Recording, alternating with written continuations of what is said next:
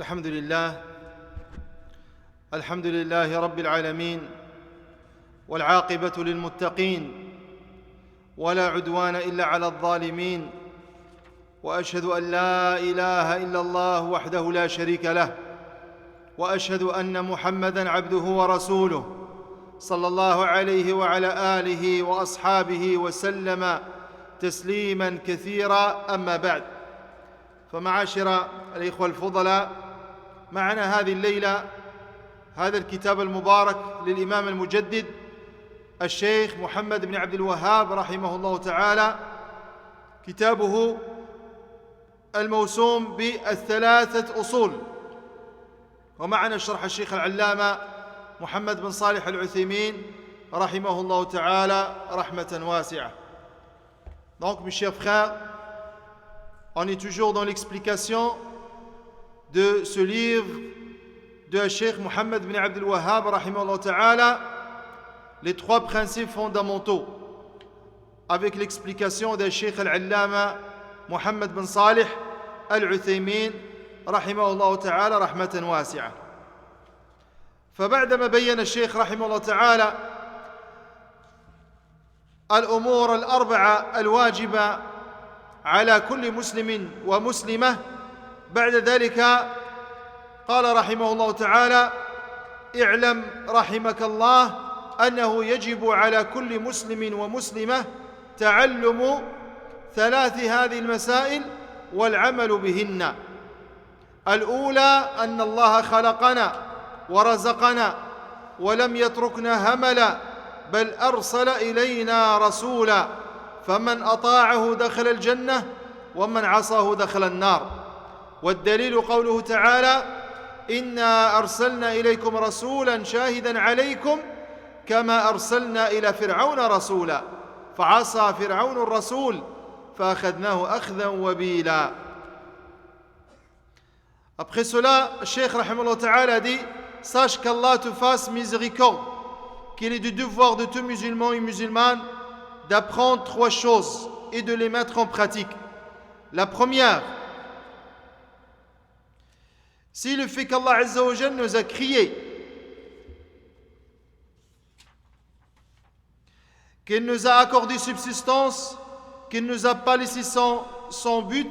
En effet, il nous a envoyé un prophète, sallallahu alayhi wa sallam. Quiconque lui obéit entrera au paradis, et quiconque lui désobéit entrera en enfer. La preuve à ce sujet réside dans la parole d'Allah Azza wa Jal: nous vous avons envoyé un messager pour être témoin contre vous, de même que nous avions envoyé un messager à Pharaon. Pharaon désobéit alors au messager, nous le saisîmes donc rudement. فهذه المسائل الثلاث التي ذكر الشيخ رحمه الله تعالى مما يجب على كل مسلم ومسلمة. Donc ça, c'est les trois choses que le Cheikh rahimahullah ta'ala a clarifié que c'est une obligation. C'est une obligation pour nous, pour tout le monde, d'apprendre ces trois choses et de les mettre en pratique. Et on a déjà expliqué une partie de cette première chose. Et le Cheikh rahimahullah ta'ala commence toujours ses paroles avec: sache qu'Allah te fasse miséricorde. L'auteur rahimahullah ta'ala, Cheikh Mohammed bin Abdul Wahhab, il veut attirer l'attention sur un sujet important. Quand il dit rahimahullah ta'ala sache, comme nous l'avons vu auparavant, il tient rahimahullah ta'ala par cette façon cette façon de dialogue, cette façon de parler, et il tient à nous prévenir que la suite de son discours est cruciale, ce qui signifie qu'il faut donc bien l'apprendre et la comprendre et en être convaincu. Qu'Allah te fasse miséricorde. L'auteur rahimahullah ta'ala, Cheikh Mohammed bin Abdul Wahhab, invoque la miséricorde d'Allah Azza wa Jal en faveur des étudiants en religion. Et ça, c'est la façon vraiment de quelqu'un qui veut le bien pour les autres. Pas comme les mubtadi'a, les innovateurs, ils prétendent que le Cheikh rahimahullah ta'ala est dur, ou bien son message est dur, ses paroles sont dures. Non. Il y a où la dureté dans ses paroles, subhanallah. Au contraire, c'est le contraire. Ça montre que c'est les paroles de quelqu'un qui cherche le bien pour les autres, qui cherche la réussite pour les autres. C'est pour ça, regardez ces belles paroles de Cheikh rahimahullah ta'ala. Sache qu'Allah te fasse miséricorde. Naam. Quel est le devoir de tout musulman et musulman d'apprendre trois choses et de le mettre en pratique. Donc c'est une obligation. Et on a déjà parlé de al-wajib. Al-wajib qui est donc indispensable. Et les spécialistes de al-usul, ce qui concerne al-fiqh, rahimahullah ta'ala, la discipline scientifique, usul al-fiqh, c'est les principes fondamentaux permettant de comprendre les textes religieux. On appelle ça usul al-fiqh. C'est les principes fondamentaux permettant de comprendre les textes religieux. Naam. On appelle ça usul al-fiqh. Et ce ulama, c'est le fuqaha, rahimahumullah ta'ala.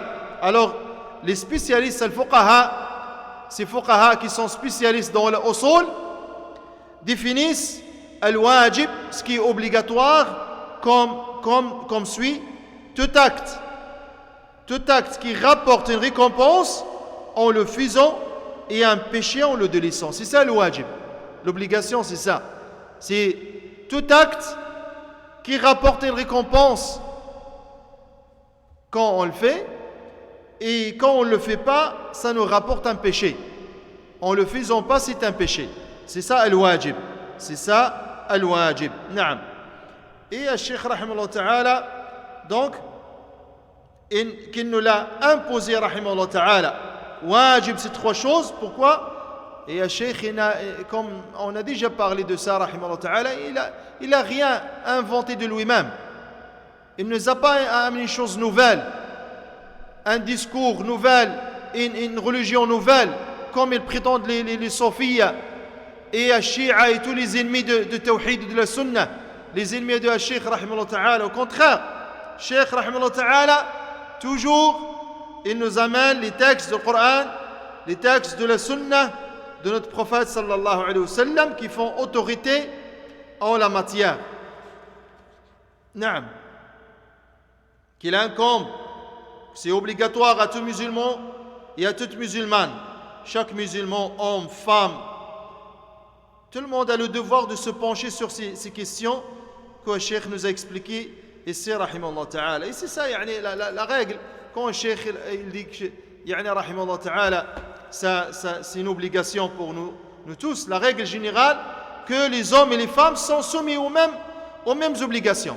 S'il y a un ordre dans le Coran, ou bien il y a un ordre dans la Sunna de notre prophète, alayhi salatu wa salam, les hommes et les femmes sont soumis aux mêmes obligations.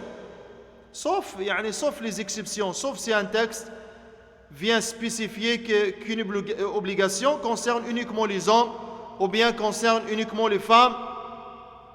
Par exemple, comme la prière en commun, la prière en groupe, en commun à la mosquée.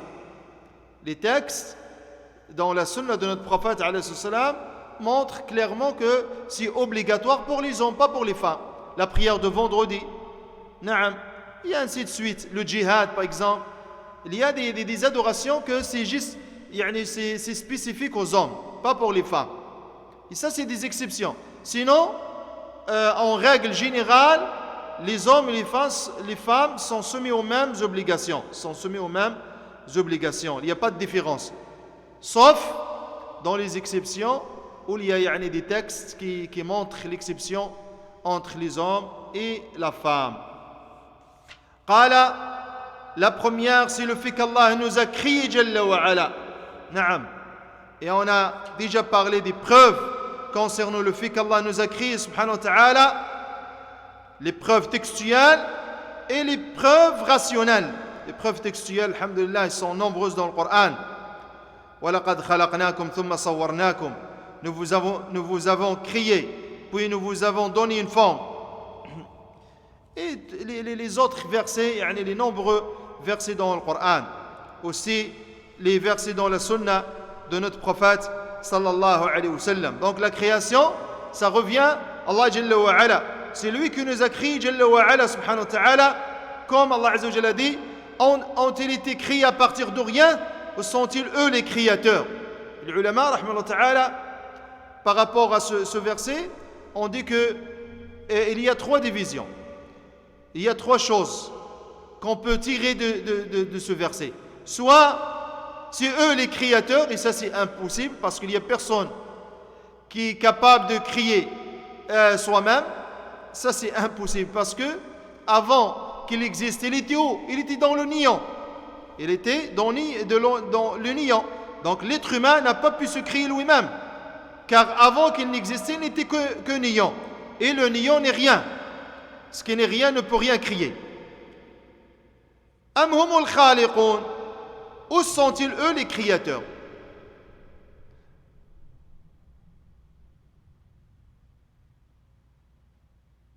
Donc, est-ce que c'est eux les créateurs?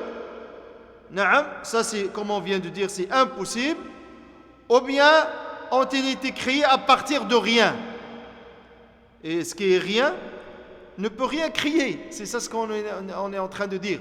Donc il reste la troisième division, ou bien la troisième chose, c'est qu'il y a un créateur derrière ça. Et le créateur, c'est qui? C'est Allah subhanahu wa ta'ala. Donc, les humains, ils n'ont pas la puissance de la création, ils ne peuvent rien créer.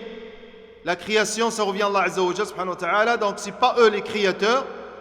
Et en plus, il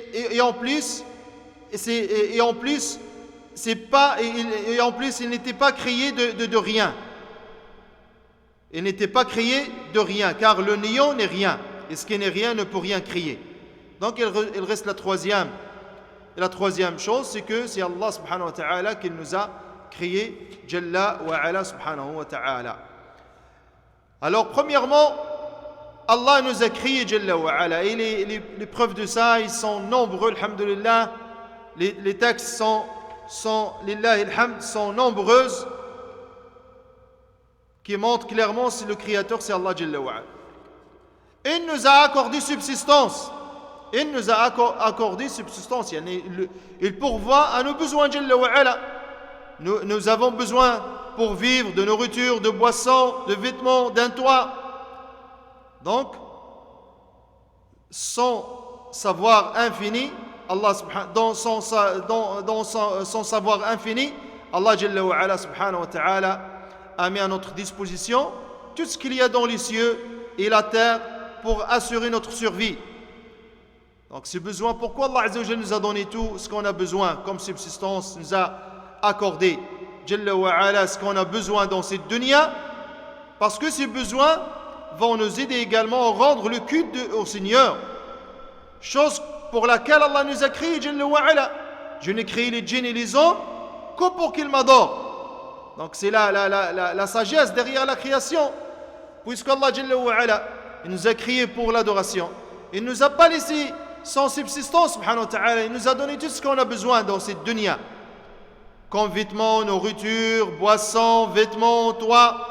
Allah il nous a donné tout ça pour qu'on adore Allah Azza wa Jal, pour qu'on rende le culte à notre Seigneur Jalla wa ala subhanahu wa ta'ala.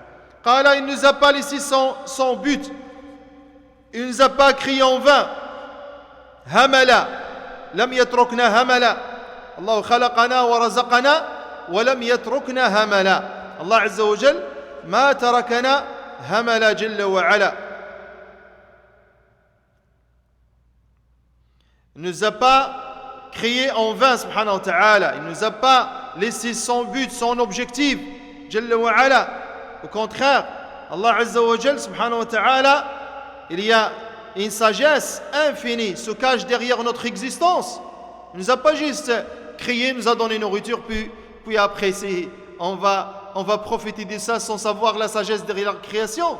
Ça c'est impossible. Ça contredit la sagesse d'Allah Azza wa Jal subhanahu wa ta'ala. Nous ne sommes pas venus au monde pour rien. faut bien réfléchir, il faut savoir la sagesse derrière la création. Allah Azza wa Jal subhanahu wa ta'ala révèle: pensiez-vous vraiment que nous vous aviez créé pour rien et que vous ne reviendrez pas vers nous? Là, mais il y a une grande sagesse derrière la création. Allah subhanahu wa ta'ala nous a créé, Jalla wa ala, il y a une sagesse derrière ça. La création des hommes et de ce dont, ce dont ils ont besoin, ça c'est motivé par un noble objectif. C'est quoi l'objectif? C'est l'adoration d'Allah subhanahu wa ta'ala. Allah Azza wa Jalla ne nous a pas créés comme les animaux qui eux n'ont d'autre fonction sur terre que de servir aux êtres humains. Ils ne sont pas responsables devant Dieu subhanahu wa ta'ala.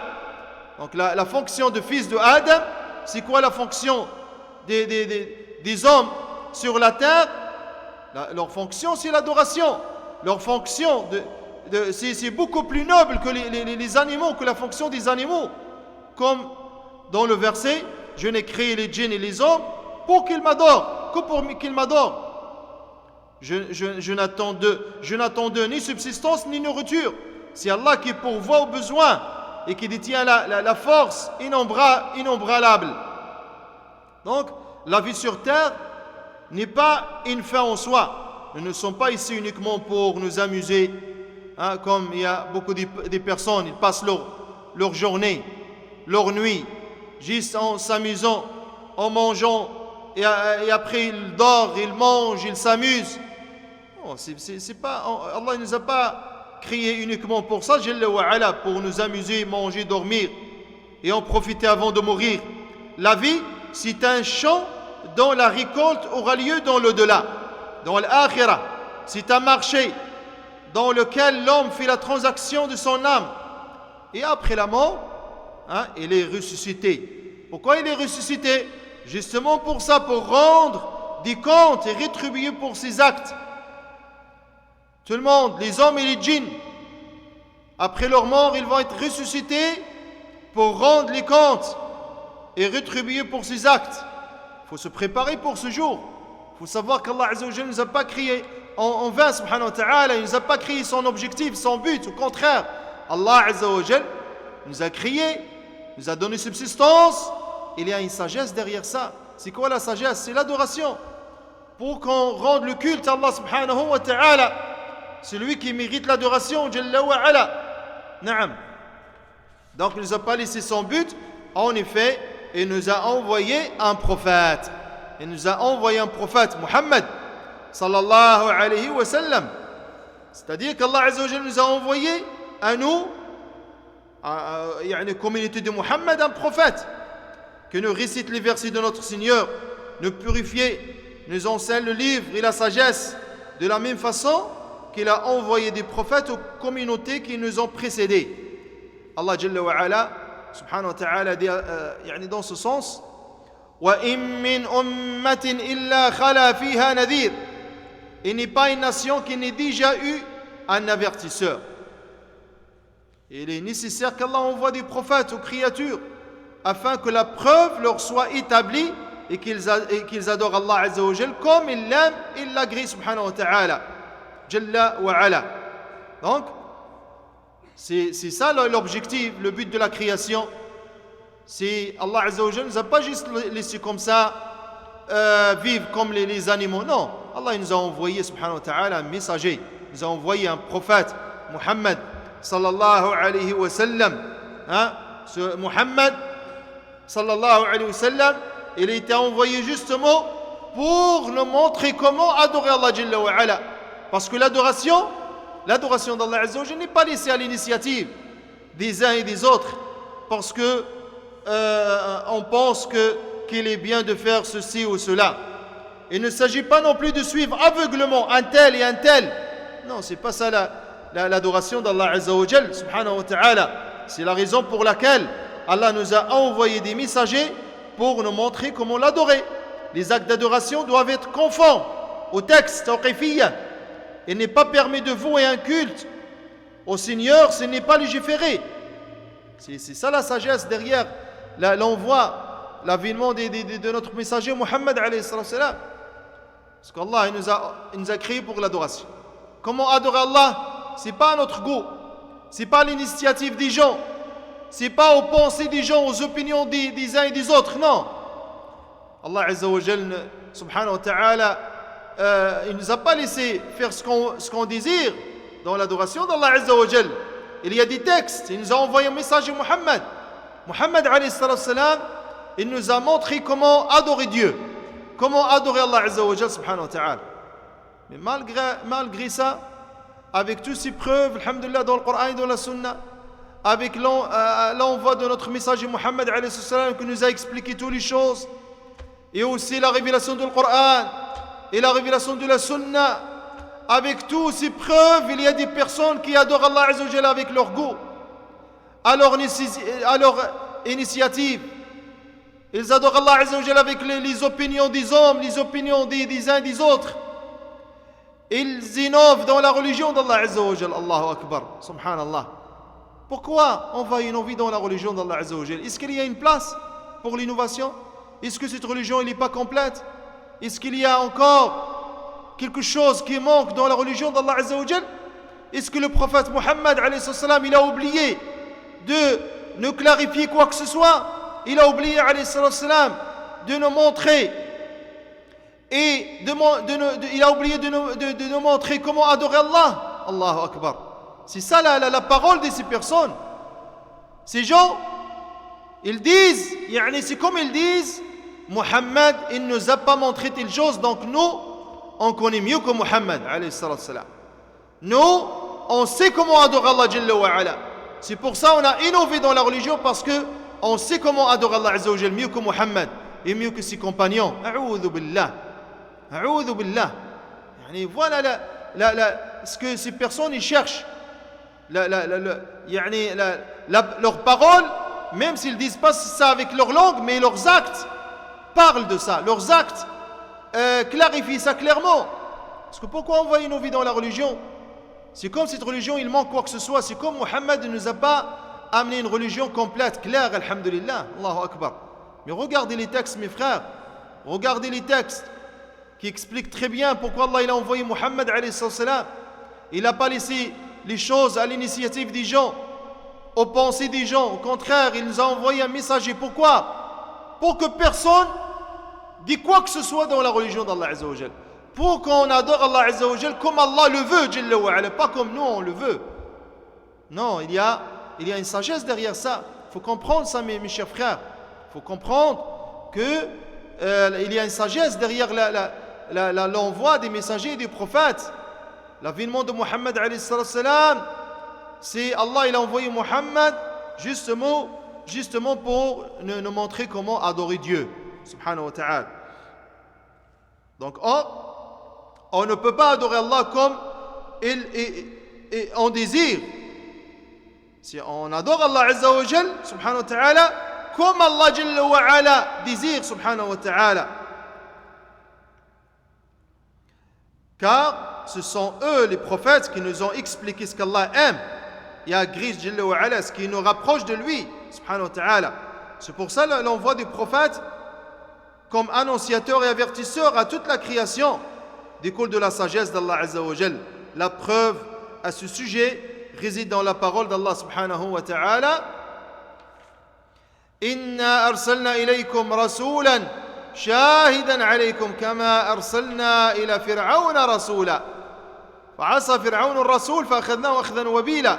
Nous vous avons envoyé un messager pour être témoin contre vous, de même que nous avions envoyé un messager à Fir'aun. Fir'aun désobéit alors au messager, nous les saisîmes donc rudement.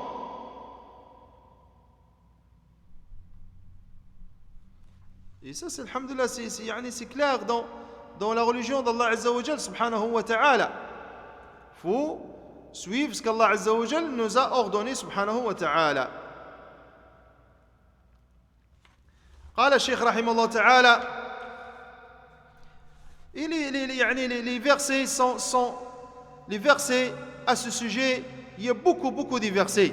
Allah Azza wa Jal قال ومن يطع الله والرسول فأولئك مع الذين أنعم الله عليهم من النبيين والصديقين والشهداء والصالحين وحسن أولئك رفيقا.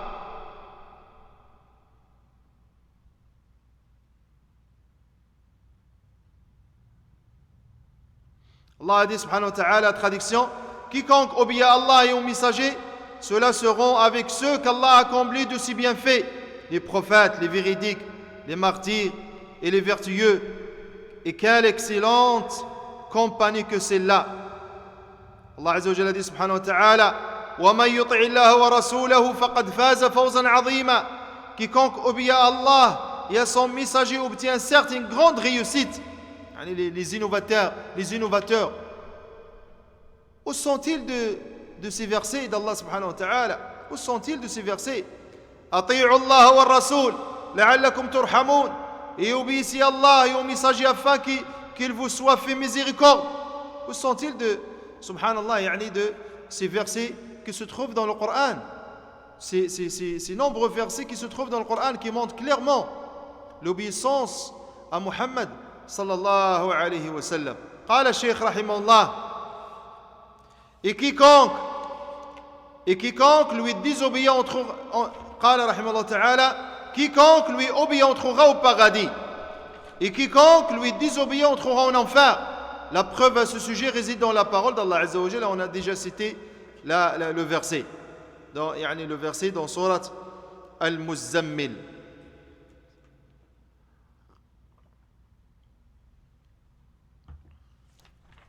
Donc celui qui obéit à Muhammad alayhi salam rentrera au paradis.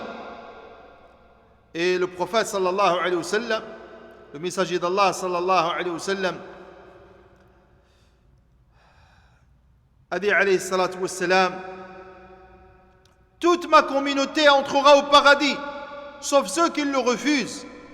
On lui dit, mais qui refuserait au prophète d'Allah? Il répondit alayhi salatu wa salam, quiconque m'obéit entrera au paradis et quiconque me désobéit aura refusé. Et le Cheikh rahimahullah ta'ala, il a tiré ces paroles de ce hadith de notre prophète sallallahu alayhi wa sallam, rapporté par l'imam al-Bukhari rahimahullah ta'ala dans son sahih. Et c'est pour ça qu'on a dit que le Cheikh rahimahullah ta'ala, il invente rien de lui-même. Toutes ces paroles, il y a des preuves de ces paroles dans le livre d'Allah et dans la sunna de notre prophète alayhi salam. Quiconque obéit au prophète entrera au paradis. C'est le prophète qui a dit ça, sallallahu alayhi wa sallam. Et quiconque désobéit au prophète alayhi salam entrera en enfer. Donc c'est à toi de choisir. C'est à toi de choisir. Tu vas aller au paradis ou tu vas aller en enfer? Si tu veux aller au paradis, alors obéis au prophète alayhi salam. Ici, pas de moi non, je suis pas capable de faire telle chose, pour moi, la prière, telle chose, je ne peux pas faire les sunnahs, je ne peux pas suivre Muhammad. Alors, tu ne veux pas obéir au prophète alayhi salam? Tu veux désobéir au prophète alayhi salam, tu vas aller en enfer. Tu veux aller au paradis, alors obéis à ton prophète Muhammad sallallahu alayhi wa sallam, parce que celui qui désobéit au prophète alayhi salam entrera en enfer. Et la preuve de ça, c'est quoi? Les paroles d'Allah Azza wa Jal. وَمَنْ يَعْصِ اللَّهَ وَرَسُولَهُ وَيَتَعَدَّ حُدُودَهُ يُدْخِلْهُ نَارًا خَالِدًا فِيهَا وَلَهُ عَذَابٌ مُهِينٌ. Et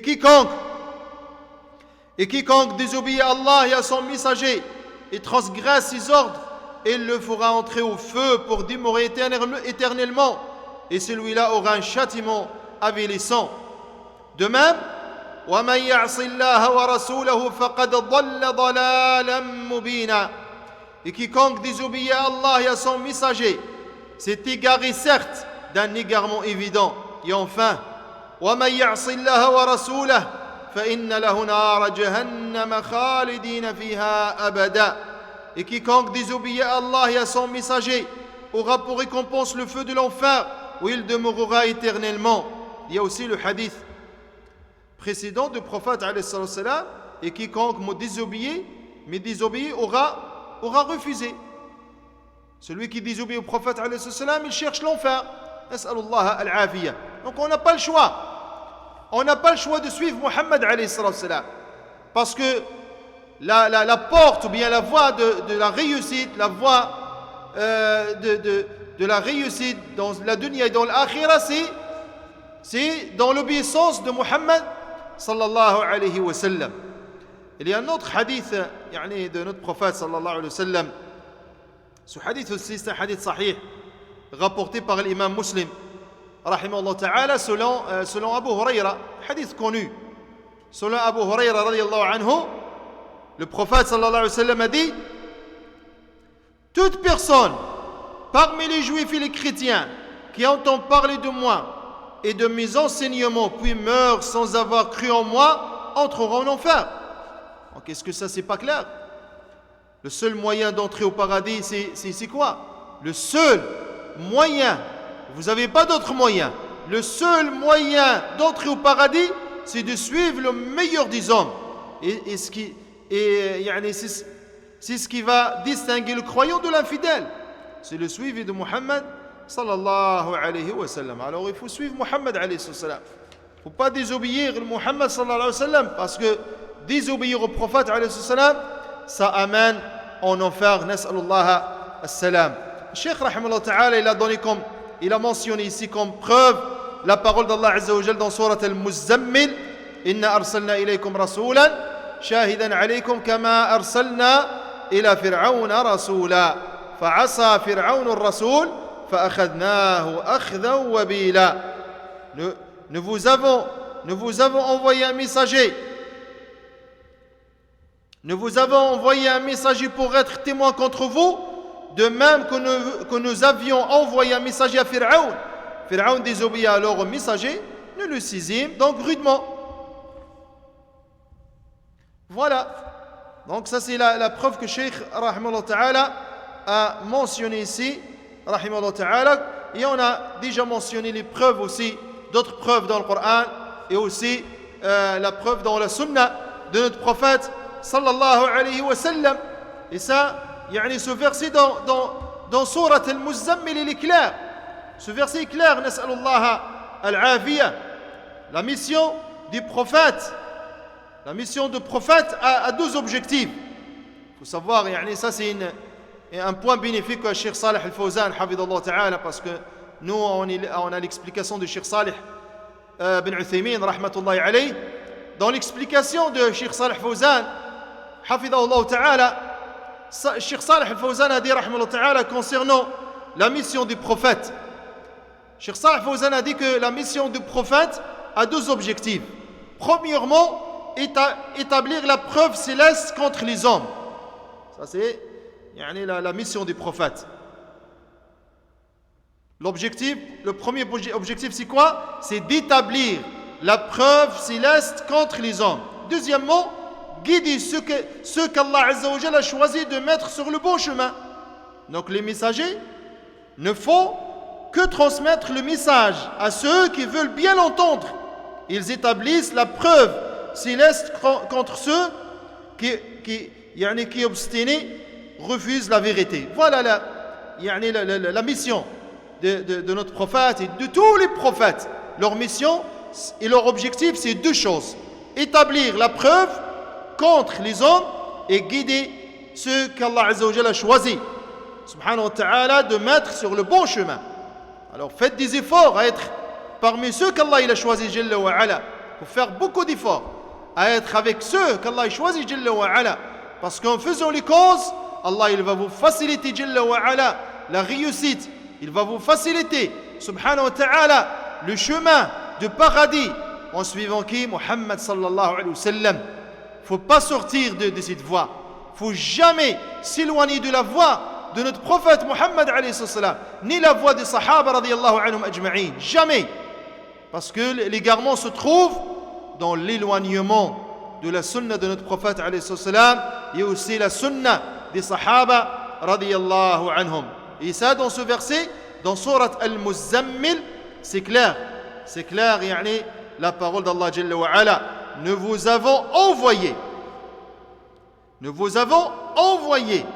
Donc Allah Azza wa Jalla a donc envoyé aux créatures, les hommes et les djinns, un messager à qui il a consacré la révélation. Donc son message s'adresse à qui? s'adresse à tous les hommes jusqu'à la fin des temps. Nous vous avons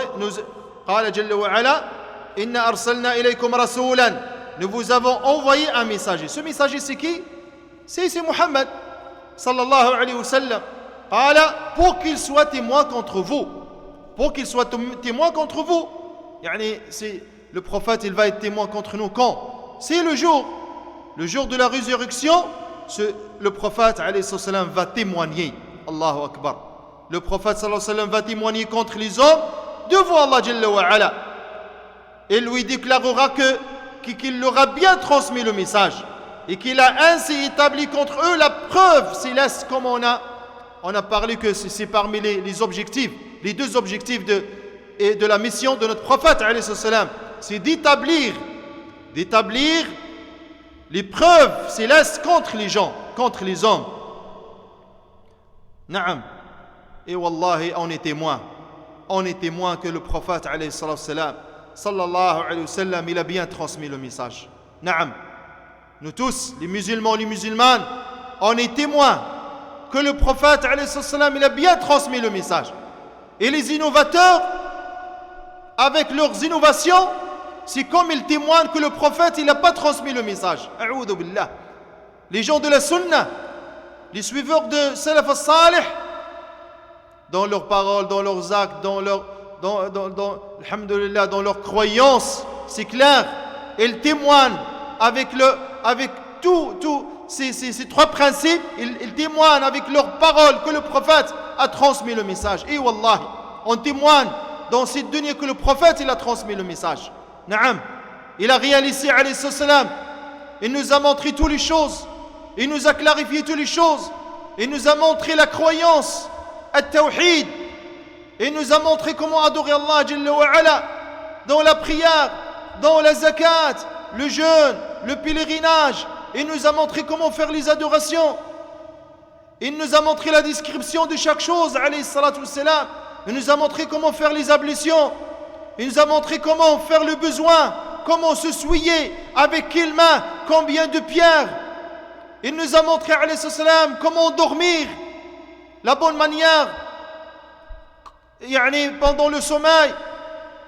Il nous a montré, alayhi salam, les bonnes manières pendant quand on quitte la maison, quand on sort de la maison, quand on se dirige vers le chemin, vers la mosquée, dans le chemin vers la prière. Il nous a montré comment faire, qu'est-ce qu'on doit dire. Sallallahu alayhi wa sallam. Il nous a montré avec quel pied on rentre à la mosquée. Sallallahu alayhi wa sallam. Avec qu'est-ce qu'on doit dire. Avant de s'asseoir, qu'est-ce qu'on fait. Il nous a montré avec quel pied on sort de la mosquée. Alayhi salam. Il nous a montré comment s'habiller. Avec quel côté on s'habille. Naam. Il nous a montré, sallallahu alayhi wa sallam, quel côté. Avec quel côté on commence en premier. Soit avec les souliers, soit avec les vêtements. Sallallahu alayhi wa sallam. Il nous a montré quel côté on se couche le soir, sur quel côté, c'est quoi les invocations qu'on doit dire. Tout ça c'est pour notre bien. Wallahi, on est témoin que le prophète, il nous a bien clarifié les choses. Il nous a montré toutes les choses, alayhi salam. Il nous a montré, sallallahu alayhi wa sallam, comment même faire les rapports sexuels. Il nous a interdit des choses, il nous a autorisé des choses, alayhi salam. Comment choisir la femme, comment on choisit les compagnons, les amis. Naam, comment voyager, les adorations par rapport aux voyages. Comment faire le commerce. Comment faire les actes de mariage. Comment faire les actes de commerce. Comment manger, avec quelle main on mange. Comment laver les mains. Allahu Akbar. Est-ce qu'il y a quelque chose qui manque donc? Celui qui nous a montré toutes ces choses-là. Il nous a montré comment se souiller dans la salle de bain. Il ne va pas montrer les grandes choses, les autres choses. Et après, il y a des personnes qui vont innover dans la religion d'Allah Azza wa Jal, appliquent juste ce que le prophète nous a. Wallahi, même si on va passer notre vie à essayer d'appliquer la sunan de notre prophète, on ne sera pas capable. Alors nous, on va laisser tout ce qui est authentique dans les sunan et on va innover dans la religion. C'est quoi comment on appelle ça, subhanallah? Est-ce que ces personnes-là, ils ont la raison? Est-ce que ces personnes-là, ils savent ils savent la gravité de leurs actes. A'oudhu billah. C'est très grave. Nas'alullah al-afiyah. C'est très grave de laisser la voie de Muhammad alayhi salam et de suivre notre voie. Le prophète alayhi salam, il a bien clarifié la religion. Sallallahu alayhi wa sallam. Il nous a montré tous ses bonnes manières alayhi salam. Il a commencé par la croyance. Sallallahu alayhi wa sallam. Il a fini à Médine par la croyance. Alayhi salam. 13 ans à Mecca alayhi salam. Il a ordonné aux gens de la Mecque d'adorer Allah seul, d'associer personne avec lui. La même chose à Al-Madina à la fin de sa vie alayhi salam. Il nous a interdit de faire comme les juifs et les chrétiens, de construire sur les tombes, de faire la prière à côté des tombes. Il nous a interdit tout ce qui touche l'unicité d'Allah Azza wa Jal, soit de proche, soit de loin. Il nous a montré alayhi salam toutes les bonnes manières. Ce qu'on a expliqué maintenant. Et à la fin, on va dire qu'il manque quoi que ce soit, qu'on doit ajouter quoi que ce soit dans la religion d'Allah Azza wa Jal. Faites très attention. C'est pour ça qu'Allah Azza wa Jal subhanahu wa ta'ala a châtié les peuples précédents. C'est à cause qu'ils n'ont pas suivi leurs prophètes et leurs messagers. Naam. Et Allah subhanahu wa ta'ala a bien clarifié ça. Et le prophète, il va être témoin. Il va être témoin contre nous, ou bien pour nous, le jour du jugement dernier. Il va être témoin, sallallahu alayhi wa sallam, contre les hommes devant Allah. Il a déclaré, alayhi salam, il va déclarer qu'il a bien transmis le message, qu'il a ainsi établi contre tout le monde la preuve céleste. Naam. Parce que Allah Azza wa Jalla a envoyé Muhammad alayhi salam nadhiran wa bashira, avertisseur et annonciateur, afin que les hommes n'aient aucun argument devant Allah subhanahu wa ta'ala. Donc personne ne pourra avancer qu'il ignorait la raison pour laquelle il était sur terre. Maintenant, le prophète nous a expliqué tout, sallallahu alayhi wa sallam. Et Allah Azza wa Jalla nous relate dans son livre l'histoire des prophètes avec leurs différents peuples. Le Coran fut révélé par un Dieu sage et digne de louange. Naam subhanahu wa ta'ala. Nous vous avons envoyé un messager qui est Muhammad sallallahu alayhi wa sallam, et que le messager soit le témoin contre vous.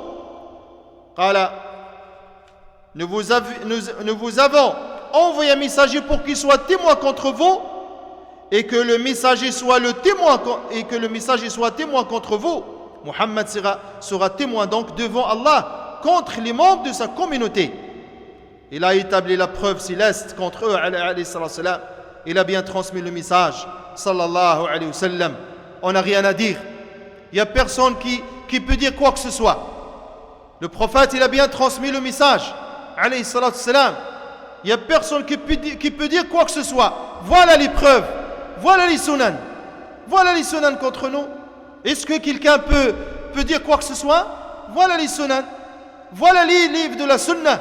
Voilà Sahih al-Bukhari. Voilà Sahih al-Imam Muslim. Voilà les sunan. Voilà les masanid. Voilà les 6 et les 4 livres des ulama de la sunna qui ont bien écrit les sunan authentiques, les hadiths authentiques dans ces livres de notre prophète Muhammad sallallahu alayhi wa sallam. Il n'y a personne qui a le droit de dire quoi que ce soit. Il n'y a personne qui peut dire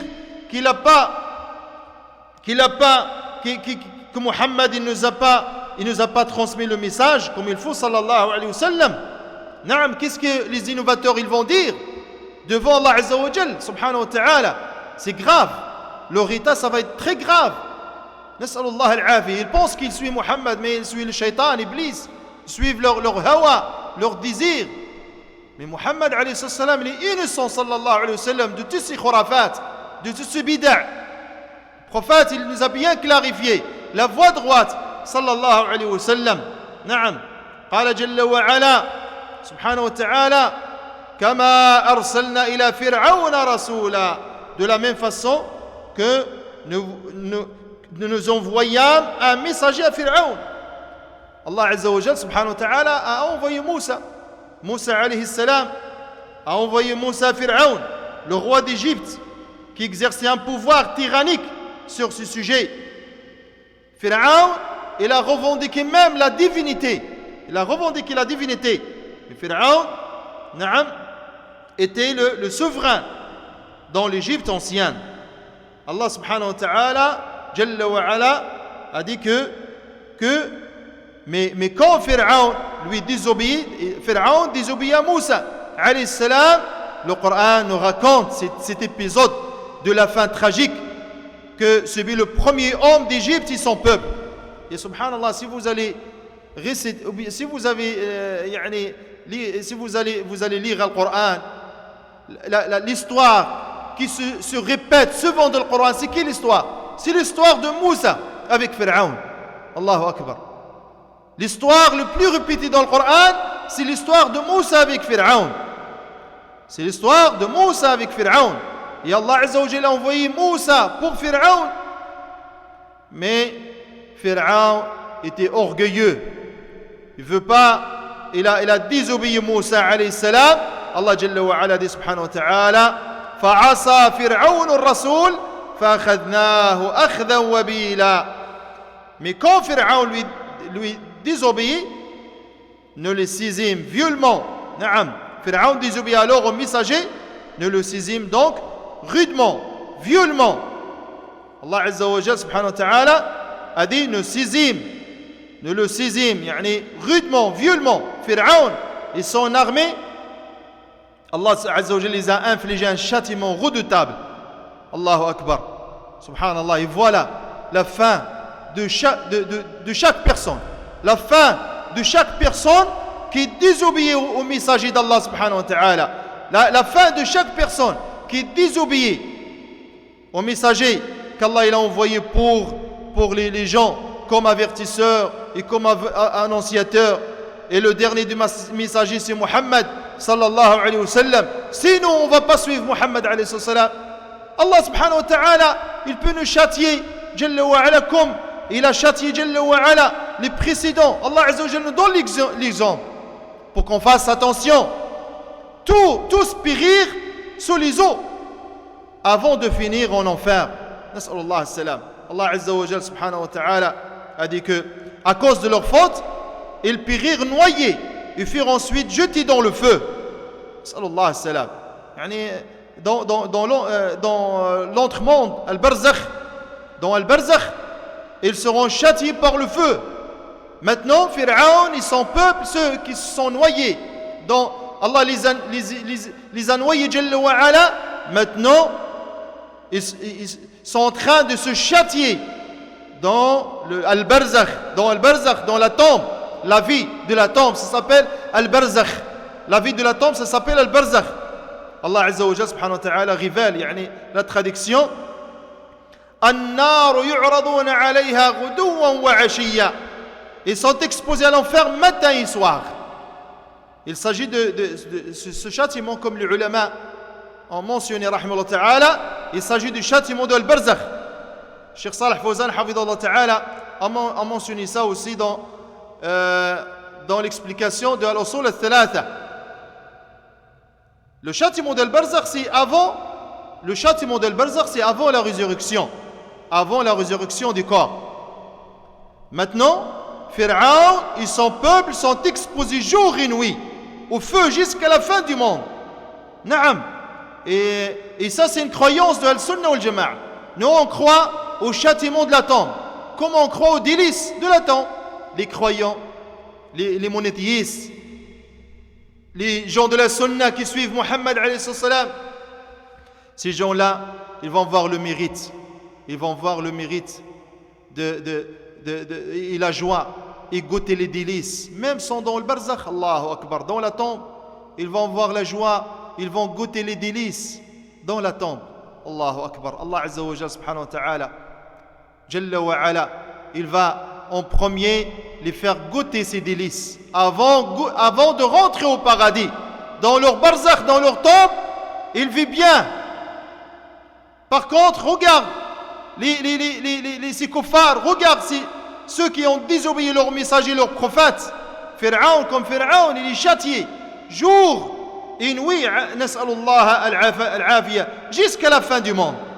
Et ce verset que je viens de mentionner, ce verset c'est un argument qui confirme l'existence du châtiment de la tombe. Qu'Allah nous en préserve tous. Allah Azza wa Jal qala, ils sont exposés à l'enfer matin et soir. An-naru yu'raduna 'alayha ghuduwwan wa 'ashiyya wa yawma taqumu as-sa'a adkhilu ala fir'auna ashadd al-'adab. Ce verset que je viens de mentionner, c'est l'argument des gens de la sunna qui confirme l'existence du châtiment de la tombe. Parce qu'il y a des malades, nas'alullah al-'afiyah, il y a des malades qui nient présentement, qui prétendent c'est des ulama ou bien des professeurs, des scientifiques musulmans. A'oudhu billah.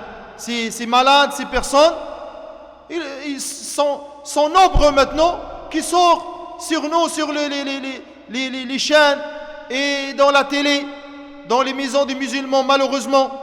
Les ignorants des musulmans qui regardent la télé sans science, sans savoir c'est qui. Et il y a ces malades qui prétendent que le châtiment de la tombe, ça n'existe pas. Comme plusieurs, nas'allah al-afiyah, il y en a qui sont décédés, alhamdulillah, d'autres sont toujours vivants. Et ces personnes prétendent qu'il n'y a pas châtiment de la tombe parce qu'il n'y a pas de preuve dans le Coran. Allahu Akbar. Regarde les ignorants. Regarde les ignorants. Quand l'ignorant parle de lui-même, quand l'ignorant parle de lui-même, sans science, qu'est-ce que tu attends de lui? Tu vas attendre juste les dégâts, les choses graves, nas'alullah al-afiyah. Les choses graves, a'oudhu billah. Ils arrivent qu'ils nient quoi? Le châtiment de la tombe. Le châtiment de la tombe. Comme Ibrahim Adnan, c'est innovateur. Et d'autres personnes, j'oublie le nom maintenant, on les voit se vendre de YouTube. Malheureusement, il y a même des frères qui partagent leurs vidéos sans savoir, a'oudhu billah. Et prétendent que c'est des professeurs, ou bien des professeurs, ou bien des scientifiques. Professeurs de quoi? Peut-être des professeurs des animaux, professeurs de quoi que ce soit, mais de la religion, non. De la religion, ils sont loin d'être des professeurs de la religion. Parce que la religion, ils mentionnent une chose et eux, ils mentionnent le contraire. Et ça, mes chers frères, c'est pas nouveau. Ces gens-là, ils n'ont pas amené une chose nouvelle. Au contraire, ces gens-là, ils ont ouvert de nouveau. Ils ont ouvert de nouveau les livres et la croyance des gens de la tombe. Ça veut dire des gens qui sont déjà décédés. Ça fait des siècles et des siècles et des siècles. Les Mu'tazila et les Jahmiya qui ont précédé ces personnes à nier le châtiment de la tombe. Alors eux, qu'est-ce qu'ils ont fait? Ils ont commencé à amener les paroles de Mu'tazila, les paroles de Jahmiya de nouveau, les paroles de ces innovateurs et ces gens-là qui nient le châtiment de la tombe par leur tête, leur raison. Ils ont dit la même chose, ils n'ont pas amené une chose nouvelle. C'est une croyance, ça existe, ça fait longtemps. Et les ulama, rahmahullah ta'ala, ils ont déjà brisé le dos des Mu'tazila, de Jahmiya, avec la bonne croyance qui se trouve dans le livre d'Allah et dans la sunna de notre prophète sallallahu alayhi wa sallam. Et malheureusement, il y en a encore ces personnes-là qui veulent de nouveau amener ces croyances dans les pays de l'islam. Ils veulent infiltrer ces croyances dans les cœurs des musulmans. C'est pour ça, mes chers frères, il faut apprendre la science. Il faut voir la science. Il faut étudier la science. Il faut apprendre la croyance correcte qu'Allah Azza wa Jalla nous a clarifié dans le Coran et que le prophète alayhi salam nous a bien clarifié dans la sunna. Faites très attention à ces dajjalin. Faites très attention à ces dajjalin qui veulent absolument éloigner les gens de la bonne croyance que le prophète nous a amené, que les sahaba radiyallahu anhum nous ont amené aussi radiyallahu anhum ajma'in. Donc ce verset que je viens de citer, c'est l'argument des gens de la sunna qui confirment l'existence du châtiment de la tombe. Et quand viendra l'heure, Allah Azza wa Jalla dit, ils sont exposés à l'enfer matin et soir. Ça c'est maintenant. Les Pharaons et ceux qui étaient avec Pharaon, sont exposés. Maintenant, l'enfer matin et soir. C'est dans le barzakh. Parce qu'Allah a dit après cela, subhanahu wa ta'ala, il conviendra l'heure. Faites entrer Pharaon et ses adeptes dans le pire des châtiments. C'est ça l'argument. Parce qu'Allah Azza wa Jalla, ils sont exposés à l'enfer matin et soir. Et après, il a dit, il conviendra l'heure. Ça, c'est le jour de la résurrection. Faites entrer Pharaon et ses adeptes dans le pire des châtiments. Ça veut dire c'est dans l'enfer. Dans l'enfer. Naam.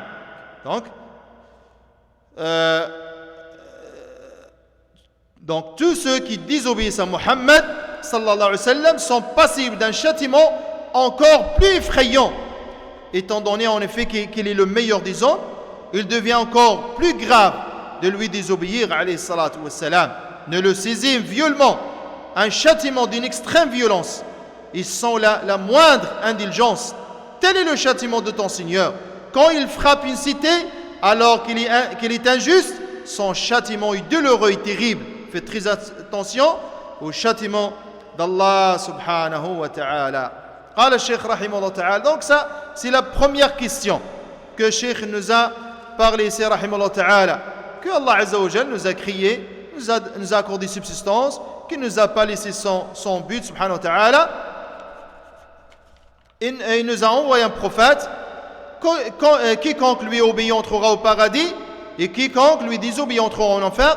Il y a le Cheikh rahimahullah ta'ala a mentionné le verset dans Surat Al-Muzzammil. La deuxième, c'est le fait qu'Allah n'agrée pas qu'on lui associe qui que ce soit dans son adoration, pas même un ange rapproché ou un prophète envoyé. La preuve à ce sujet réside dans la parole d'Allah Azza wa Jal: wa anna al-masajida lillah fala tad'u ma'a Allahi ahada. Les mosquées sont consacrées à Allah, n'invoquez donc personne avec Allah subhanahu wa ta'ala.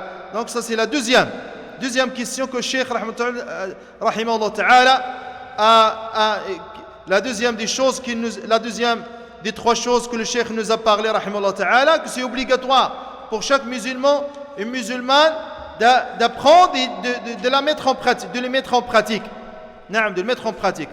الثانية قال أن الله لا يرضى أن يشرك معه أحد في عبادته لا ملك مقرب ولا نبي مرسل والدليل قوله تعالى وأن المساجد لله فلا تدع مع الله أحدا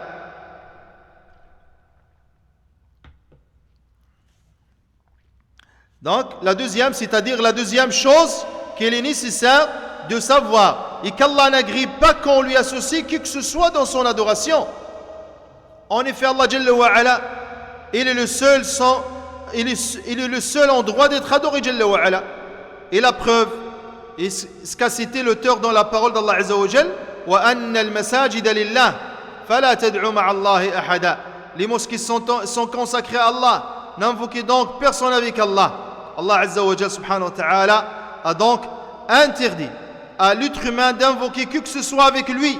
Or, lorsqu'Allah Azza wa Jal interdit quelque chose, c'est qu'il ne l'agrée pas Jalla wa Ala. Il dit d'ailleurs subhanahu wa ta'ala: in takfuru fa inna Allah ghaniyun ankum wa la yarda li'ibadihi al-kufr wa in tashkuru yardahu lakum. Allah Azza wa Jal, la traduction: si vous ne croyez pas, Allah se passe largement de vous. De ce serviteur cependant, il n'agrée pas la mécréance. Et si vous êtes reconnaissant, il l'agrée pour vous subhanahu wa ta'ala. Et Allah a dit subhanahu wa ta'ala aussi: يحلفون لكم لترضوا عنهم فإن ترضوا عنهم فإن الله لا يرضى عن القوم الفاسقين. Ils vous font des serments pour se faire agréer de vous. Même si vous les agréez, Allah n'agrée pas les gens pervers. Ainsi, Allah subhanahu wa ta'ala n'agrée ni la mécréance ni le polythéisme.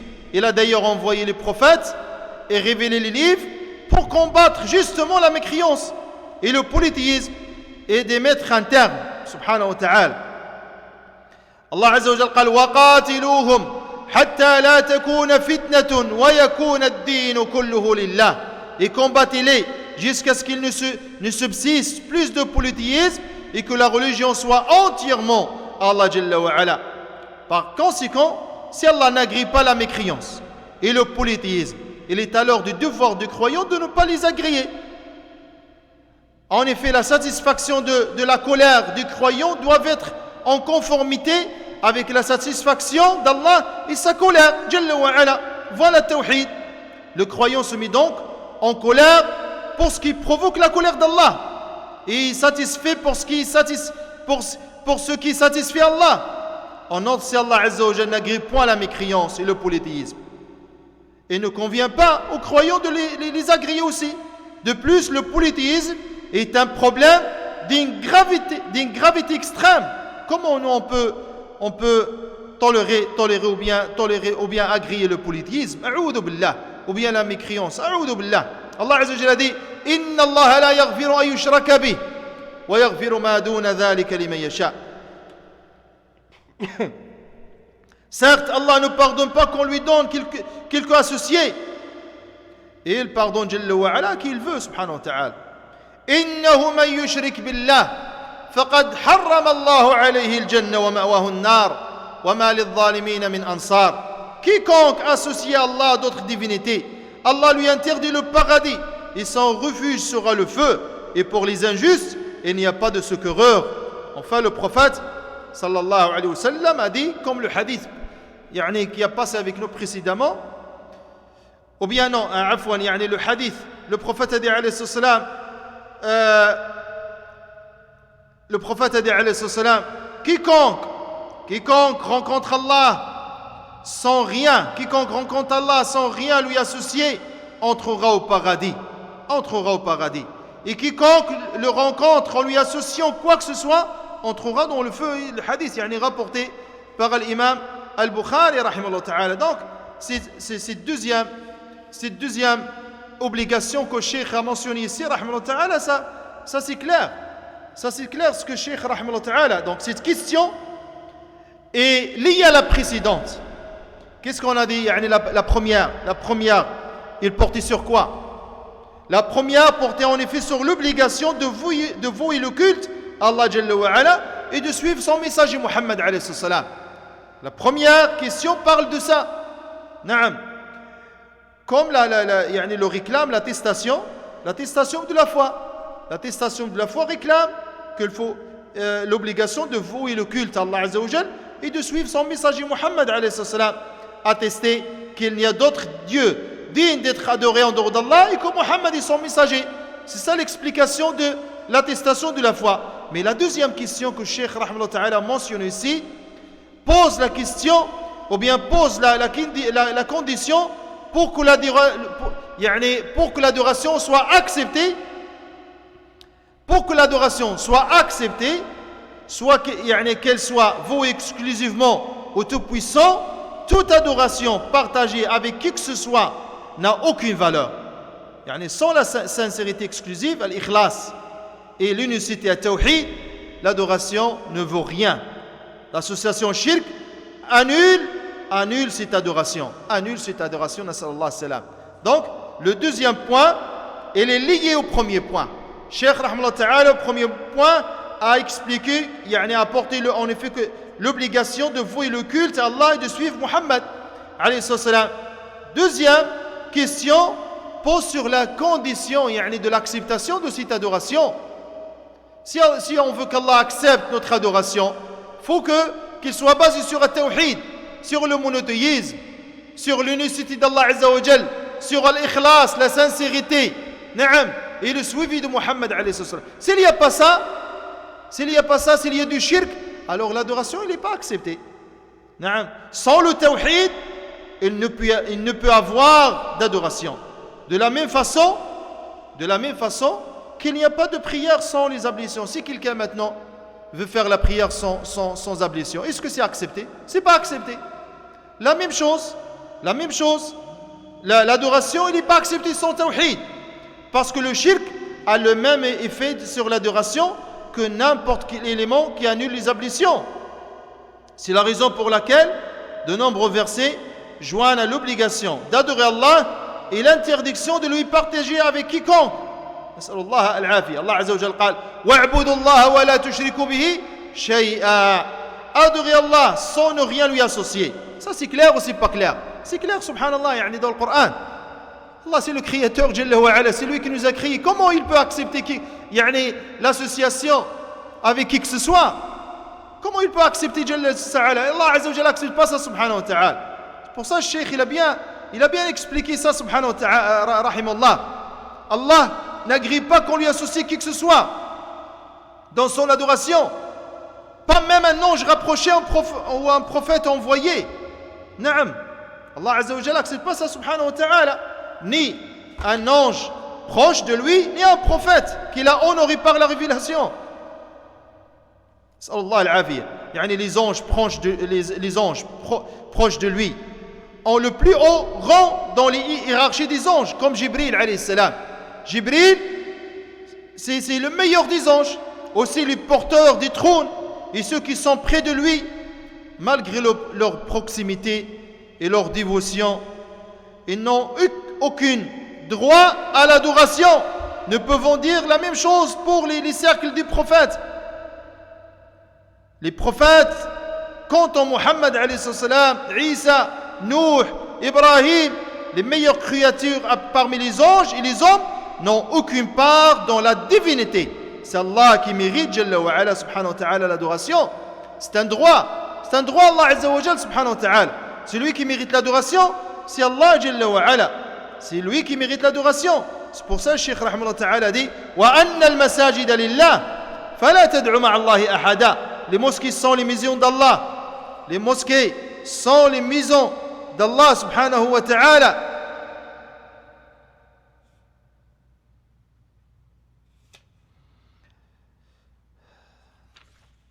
Les maisons sont les maisons d'Allah Azza wa Jal, sont consacrées à Allah. N'invoquez donc personne avec Allah Jalla wa Ala. Les mosquées sont les maisons d'Allah. Ils sont faites pourquoi? Pourquoi les mosquées sont construites? Pourquoi? Les mosquées, elles sont faites pour recevoir les prières des fidèles. Ce sont les endroits les plus aimés par leur Seigneur. Il a permis qu'on les construise pour évoquer son nom Jalla wa Ala. Elles n'ont aucune autre fonction. Seul Allah Azza wa Jalla doit recevoir l'adoration. Aucun espace ne doit être réservé pour les mausolées et les tombeaux. Naam. La malédiction plane sur les auteurs d'une telle initiative, comme c'est déjà passé avec nous. Et on a déjà cité les preuves dans le livre d'Allah et dans la sunna de notre prophète sallallahu alayhi wa sallam. Les mosquées sont les maisons d'Allah. Ils ne sont à personne d'autre.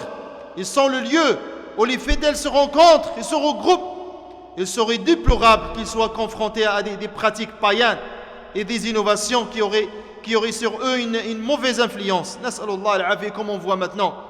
Les mosquées sont les maisons d'Allah dans lesquelles vous ne devez lui partager l'invocation. Naam. L'invocation, c'est Allah Jalla wa Ala. L'adoration, c'est Allah Azza wa Jalla subhanahu wa ta'ala. On ne doit pas partager avec personne l'invocation d'Allah subhanahu wa ta'ala, parce que ça c'est les maisons d'Allah, c'est les places les plus aimées pour Allah subhanahu wa ta'ala. Et Allah Azza wa Jalla n'accepte pas qu'on lui associe quoi que ce soit subhanahu wa ta'ala. Et ça va venir avec nous. Donc il reste la troisième obligation que Cheikh rahimahullah ta'ala cite ici rahimahullah. Ça on va laisser ça inshallah ta'ala pour la semaine prochaine bihawlillahi azza wa jal. نسأل الله أن يوفقنا وإياكم لكل خير وأن يجعلنا من عباده الصالحين وأن يهدينا أجمعين. فاللهم وفقنا لكل خير واجعلنا من عبادك الصالحين واحفظنا برحمتك يا أرحم الراحمين. اللهم وفقنا للخيرات وجنبنا المنكرات واستعملنا في البقية الصالحات. اللهم احفظنا بأسماعنا وأبداننا وقواتنا أبدا ما أبقيتنا واجعله الوارث منا. اللهم اجعل ثأرنا على من ظلمنا. اللهم انصرنا على من عادانا. اللهم احفظنا بحفظك واحفظ المسلمين واحفظ أبناء المسلمين واحفظ يا رب العالمين أبناء المسلمين في بلاد المسلمين في كل مكان. اللهم وفقنا ووفقهم لكل خير. اللهم إنا نسألك الجنة وما قرب إليها من قول وعمل ونعوذ بك من النار وما قرب إليها من قول وعمل. ربنا آتنا في الدنيا حسنة وفي الآخرة حسنة وقنا عذاب النار. وصلى الله وسلم على نبينا محمد وعلى آله وصحابه أجمعين.